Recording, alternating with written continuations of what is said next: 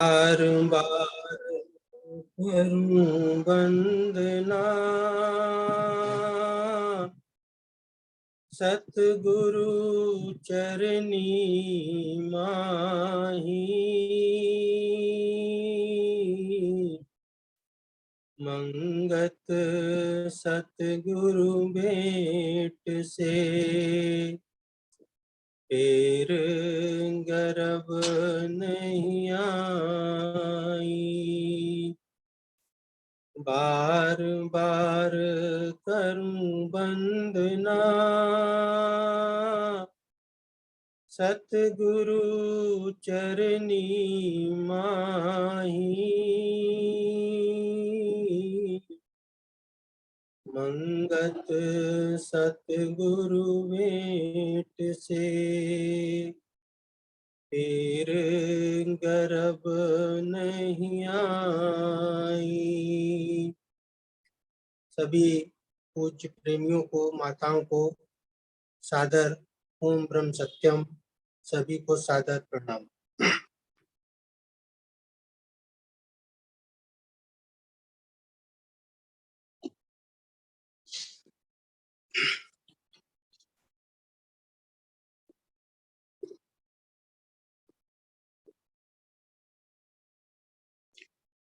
एक व्यक्ति सड़क पर जा रहा है। मनोज जी, आवाज सही आ रही है? हाँ जी, आपकी आवाज आ रही है सही से। सही है? हाँ जी, हाँ जी, आपकी आवाज सही आ रही है। ठीक है। एक व्यक्ति सड़क पर चला जा रहा है। काफी दूर चलते चलते रास्ते में एक साधु मिला। उसने पूछा, महाराज, ये सड़क किधर जा रही है? वो साधु कहने लगे, ये सड़क तो कहीं नहीं जाती, ये तो यहीं रहती है। आप बताइए, आपको कहाँ जाना है? कुछ क्षण सोचने लगा वो व्यक्ति, फिर कहने लगा, मैं तो बस ऐसे ही चलता चला जा रहा हूं। तब साधु ने कहा, जब तुमको पता नहीं है कि तुमको कहाँ जाना है, तो फिर ये पूछना व्यर्थ है कि ये सड़क कहाँ जा रही है। तुमको केवल सड़क पर चलते रहना है, चलते चले जाना है। तो ये सड़क कहीं भी जा रही हो, तुम भी चलते रहो। वो तो महत्व की बात नहीं रही कि ये कहाँ जा रही है। जहाँ ये सड़क जा रही है, आप चलते रहिए। यदि हम अपने जीवन में निगाह डालें तो शायद हमको भी ये दिखाई देगा कि हम सारा जीवन, जन्म से लेकर जितनी भी आयु हो गई, एक अज्ञात मार्ग पर चलते चले आ रहे हैं। कहाँ जाना है हमको, ये शायद हमको भी नहीं पता कि हम कहाँ जाना चाहते हैं। जैसे वो व्यक्ति सड़क पर चल रहा है, चलते चलते अचानक उसको प्यास लगी। तब उसको चलते चलते ये इच्छा होती है कि मुझको पानी की तलाश है, और वो पानी ढूंढने, पानी की इच्छा लेकर चलता रहता है। कहीं पर उसको पानी मिल जाता है, चलते चलते वो पानी पी लेता है। ऐसा लगता है कि मेरा चलना सार्थक हो गया। और फिर चलता रहता है। फिर चलते चलते उसको भूख लगी। अब उसको खाने की आवश्यकता हो गई, और फिर वो खाने की तलाश में चलता रहता है। चल तो निरंतर रहा है। कल तक पानी की तलाश में था, आज खाने की तलाश हो गई। खाना प्राप्त हो गया, फिर सड़क पर चल रहा है। अब थक गया, तब विश्राम की आवश्यकता है। अब ये सोचता है कहीं छायादार कोई वृक्ष मिले तो उसके नीचे में विश्राम कर लूं। यही हमारे जीवन की स्थिति है। बगैर किसी लक्ष्य के हम अनवरत चलते चले आ रहे हैं। कभी हमको जो लगता है कि हम अच्छी शिक्षा प्राप्त कर लें, ये हमारा लक्ष्य है। जब अच्छी शिक्षा प्राप्त हो गई तो कोई अच्छा व्यवसाय हो जाए, अच्छी सर्विस मिल जाए, ये हमारा लक्ष्य बन जाता है।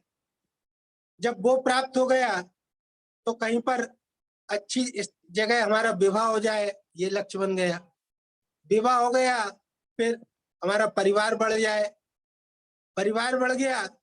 अब जो हमारा बचपन से लक्ष्य था वो हम परिवार के प्रति शुरू कर देते हैं। अब परिवार को पढ़ाना लिखाना, उनके लिए व्यवसाय की चिंता, उनके लिए शादी विवाह की चिंता, इस प्रकार अनवरत सारा जीवन बगैर लक्ष्य के हमारा चलता रहता है। तो सत्पुरुष बताते हैं कि आखिर ये लक्ष्यहीनता हमको कहां पर ले जाएगी और उसके बाद क्या होता है। हम अपने जीवन में देखें कि कभी संसार की बात हो गई, कभी व्यापार की बात हो गई, कभी परिवार की बात हो गई, इसी बीच कभी हम ईश्वर भक्ति की और अध्यात्म की बात कर लेते हैं। लक्ष्य एक नहीं है कि आखिर जीवन का लक्ष्य क्या है। संसार मिला तो संसार की बात, परिवार ही मिले परिवार की बात, व्यवसाय मिले व्यापार की बात, राजनीतिक मिल गए राजनीति की बात, अध्यात्म की चर्चा हो गई तो अध्यात्म की बात। ऐसे ही सारा जीवन चलता रहता है और उसके बाद फिर क्या होता है, ये सब कुछ करने के बाद फिर अंत में ये होता है कि मैंने ईश्वर के मार्ग पर बहुत सत्संग सुना, बहुत भक्ति की, लेकिन मुझको उस भक्ति का परिणाम प्राप्त नहीं हुआ। लोग ईश्वर दर्शन की बात करते हैं, वह ईश्वर दर्शन मुझको प्राप्त नहीं हुआ, फिर हमारी ये शिकायत चलती। तो जब एक लक्ष्यहीन जीवन हम चल रहे हैं, जीवन पर कोई लक्ष्य नहीं है, तो हमारा सारा जीवन बगैर लक्ष्य के कट जाता है, कोई भी मंजिल हमको प्राप्त हो नहीं पाती। अखंड ज्योति में एक लेख निकला था पूज्य श्री राम शर्मा जी का। वो लिखते हैं लक्ष्य विहीन जीवन के बारे में, कहते हैं हमारा लक्ष्य क्या है इसका हमें पता तक नहीं, यही आश्चर्य का विषय है। सभी लोग धन बटोरते हैं, पर उसका हेतु क्या है इसका उत्तर बिरले ही ठीक से दे सकेंगे। कह रहे हैं सभी लोग धन बटोरते हैं, पर उसका हेतु क्या है इसका उत्तर बिरले ही ठीक से दे सकेंगे। सभी करते हैं तो हम भी करेंगे, सभी खाते हैं तो हम भी खाएं, सभी कमाते हैं तो हम भी कमाएं।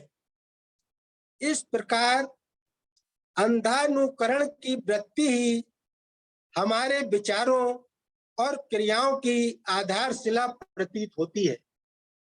एक अंधा अनुकरण चल रहा है सामने वाले को देखकर। सब कुछ हमारे पास है, लेकिन जब हम किसी सामने वाले को अपने से अधिक देखते हैं तो हमारी फौरन इच्छा हो जाती है कि मुझ पर भी इतना होना चाहिए। यही कह रहे हैं आखिर कमाई एवं संग्रह क्यों और कहां तक, इसका भी तो विचार होना चाहिए। पर हम चेतन शून्य लक्ष्य विहीन एवं यंत्रवत जड़ से हो रहे हैं। क्रिया कर रहे हैं, पर हमें विचार का अवकाश कहाँ। क्रिया कर रहे हैं, पर हमें विचार का अवकाश कहाँ। जिस प्रकार कहाँ जाना है ये जाने बिना कोई चलता ही रहे तो इस चलते रहने का क्या अर्थ होगा। जब आज हम ये विषय सुन रहे हैं कि लक्ष्य विहीन जीवन, तो हमको अपने जीवन पर ये विचार करना चाहिए कि आखिर मेरे जीवन का लक्ष्य क्या है।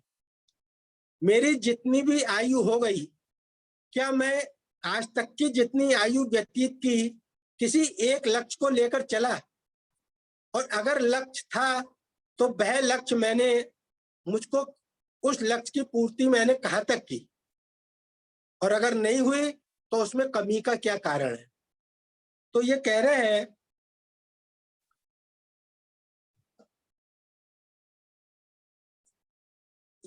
हम जिस प्रकार कहाँ जाना है ये जाने बिना कोई चलता ही रहे तो इस चलते रहने का क्या अर्थ होगा।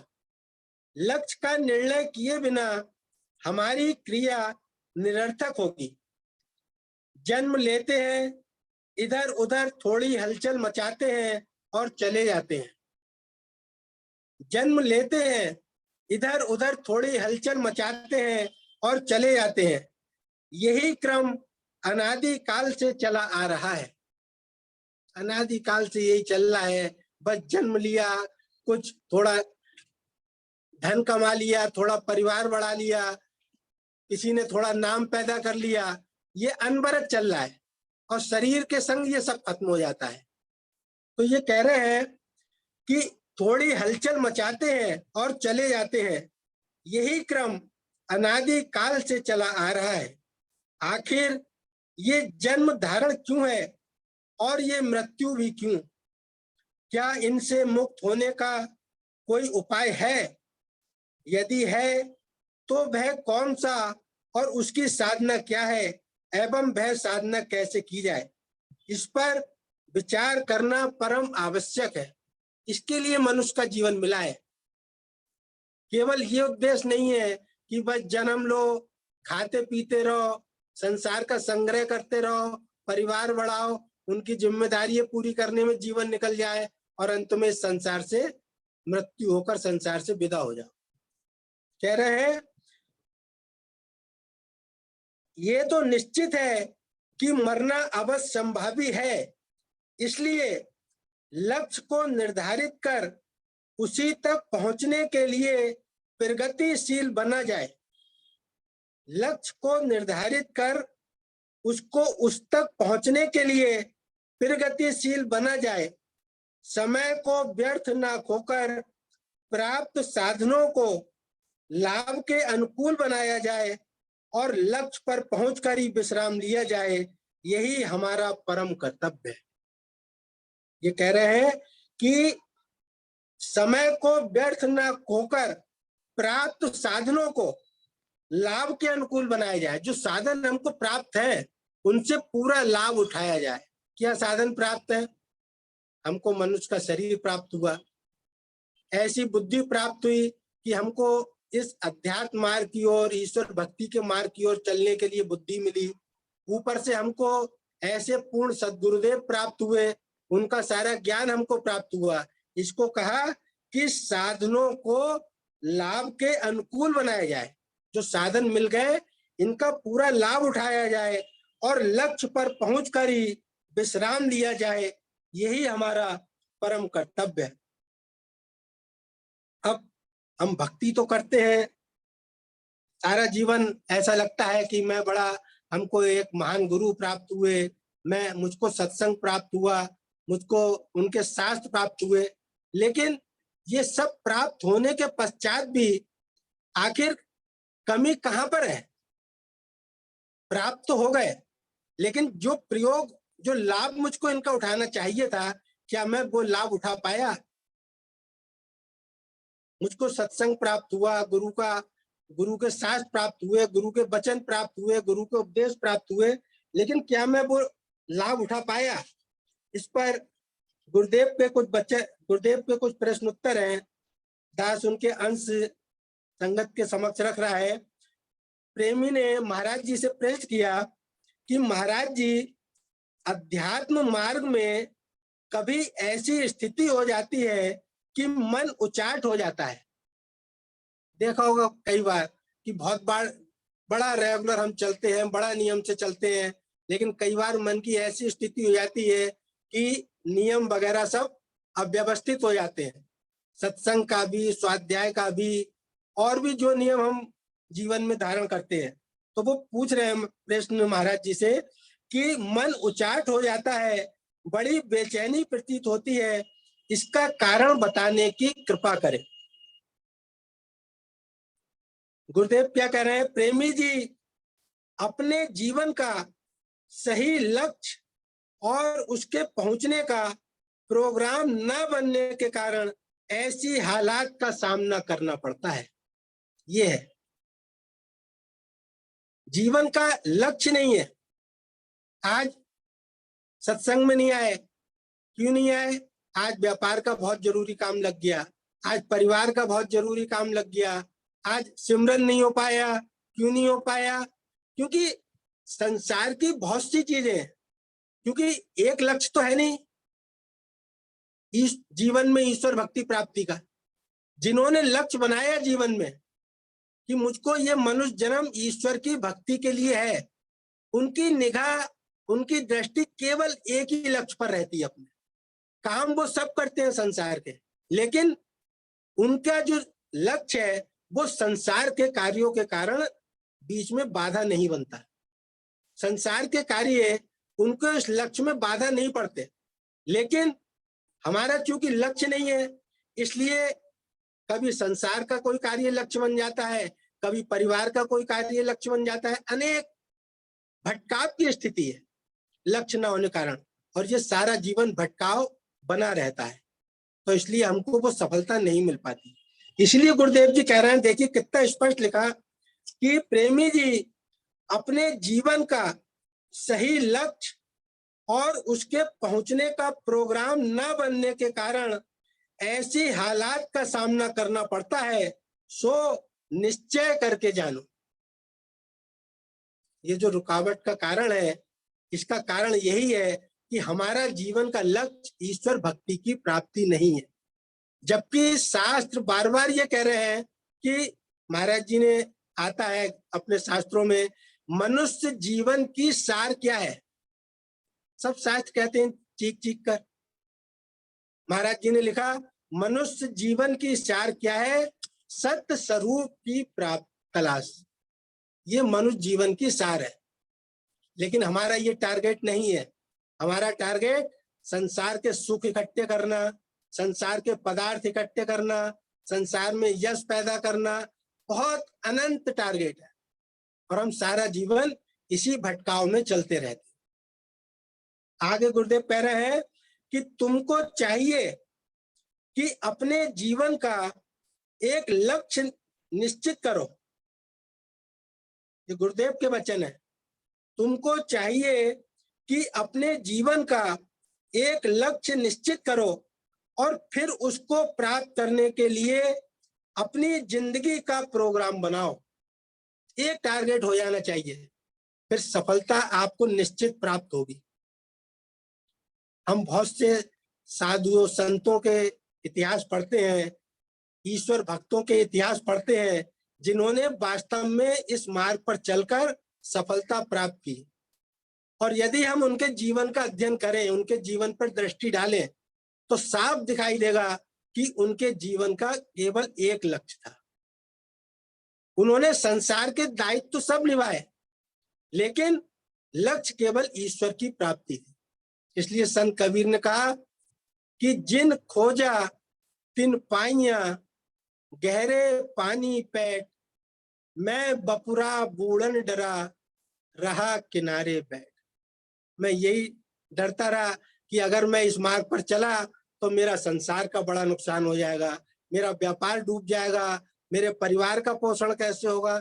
सारा जीवन मैं इसी अंधेरे में भटकता रहा।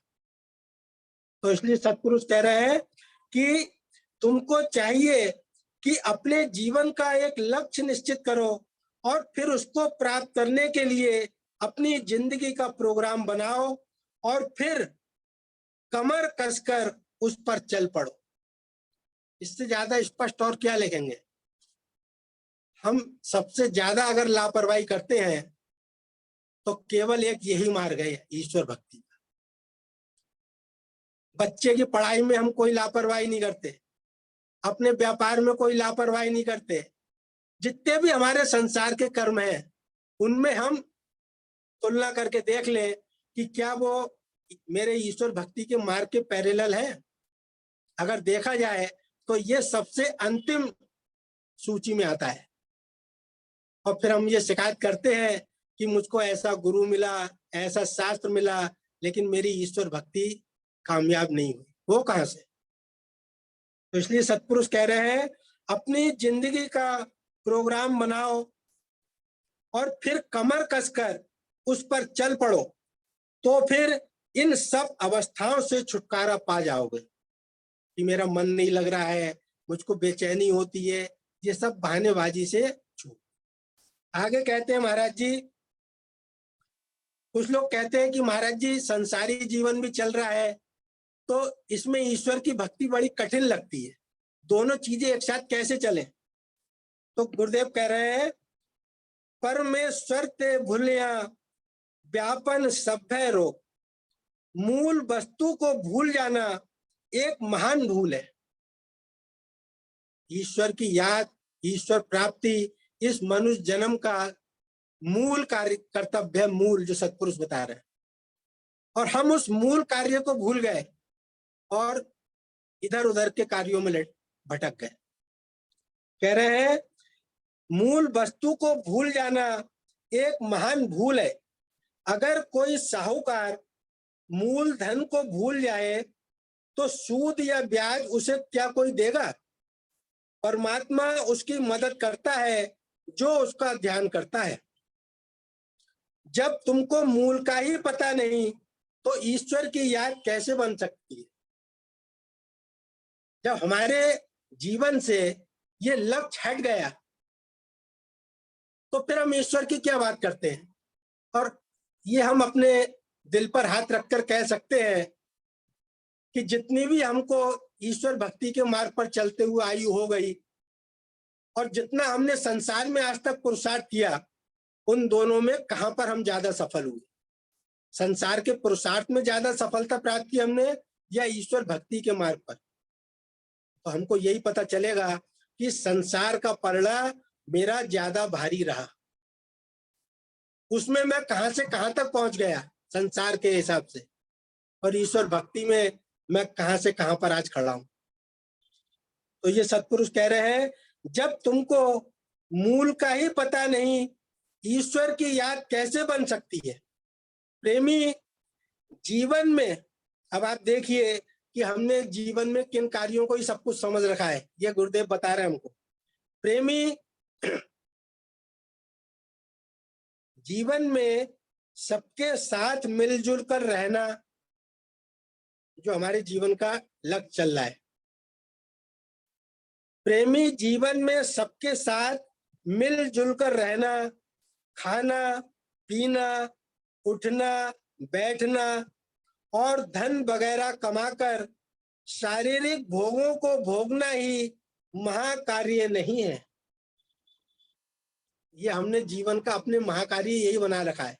किसी से पूछिए कि आपका क्या हालचाल है, तो अगर उसका खाना पीना धन कमाना ये सब बढ़िया चल रहा है तो सीधा कहेगा कि बहुत अच्छे हालचाल है।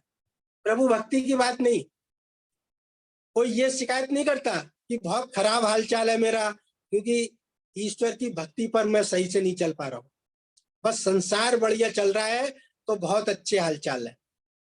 तो सत्पुरुष यही कह रहे हैं प्रेमी जीवन में सबके साथ मिलजुल कर रहना, खाना पीना उठना बैठना और धन वगैरह कमाकर शारीरिक भोगों को भोगना ही महाकार्य नहीं है।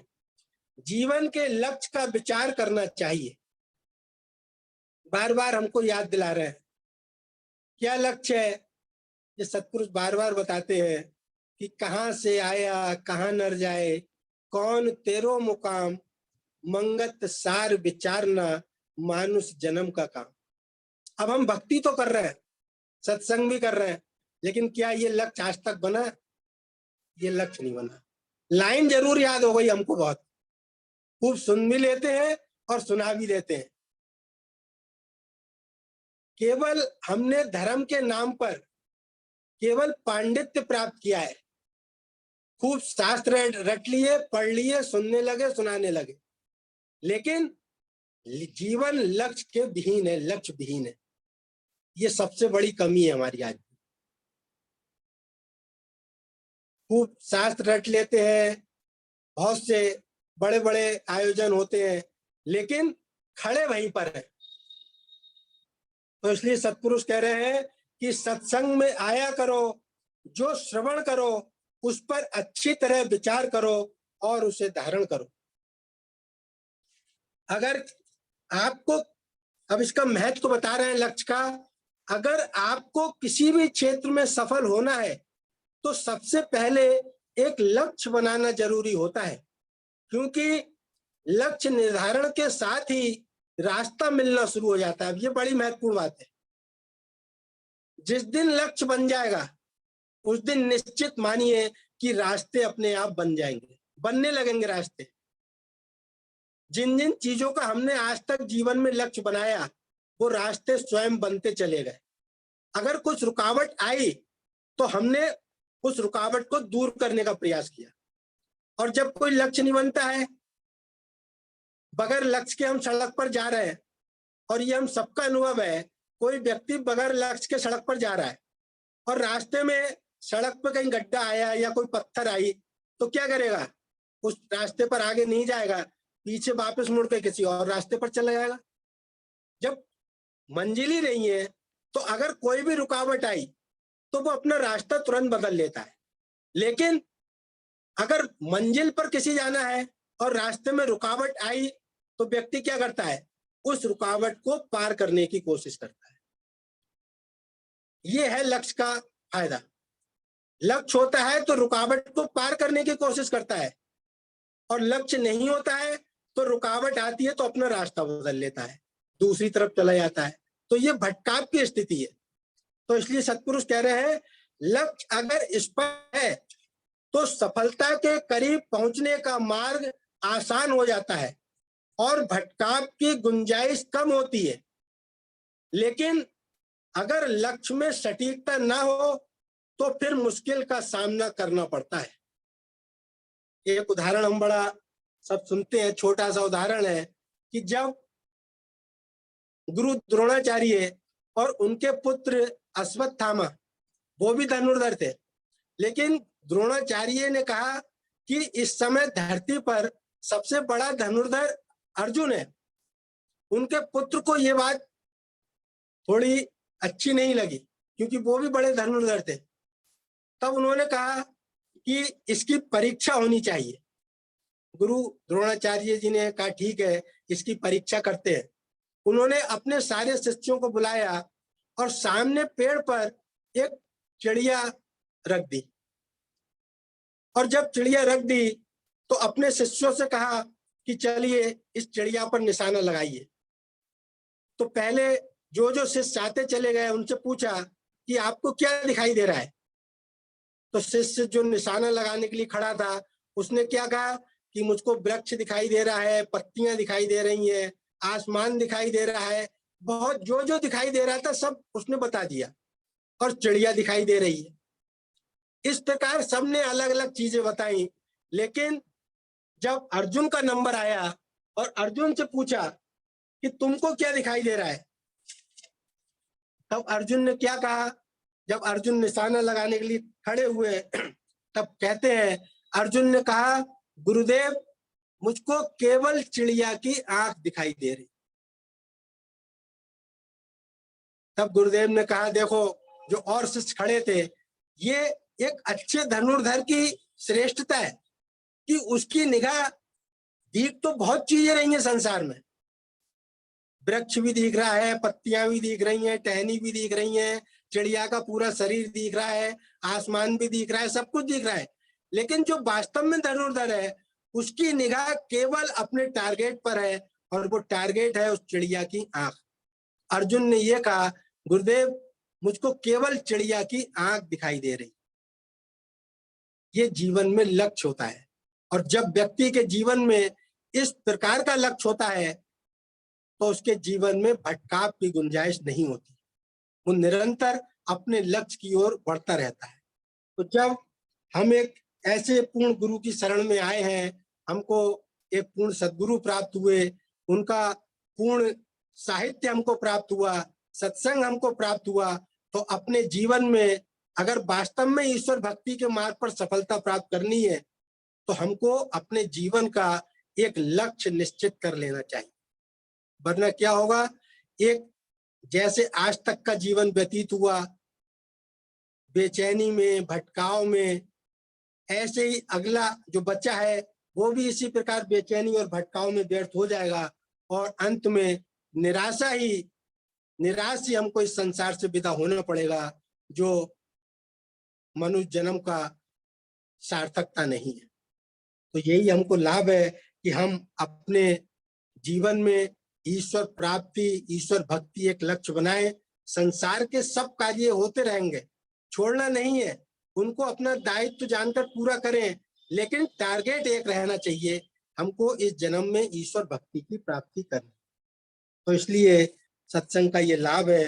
वो कहते हैं, फिर गुरु द्रोण ने क्या कहा कि लक्ष्य की सटीकता ही किसी को सर्वश्रेष्ठ बनाती है। सटीक लक्ष्य ना होने पर भटकाव होता है और लोग मार्ग में जरा भी रुकावट आने पर रास्ता बदल लेते हैं। ऐसे में उनके लिए मंजिल तक पहुंचना मुश्किल हो जाता है। तो मनुष्य जन्म की सफलता यही है कि हम इस जन्म में ईश्वर भक्ति का लक्ष्य प्राप्त करते हुए अपने जीवन को आगे बढ़ाएं और इस भक्ति मार्ग पर आगे बढ़ें। ओम ब्रह्म सत्यम।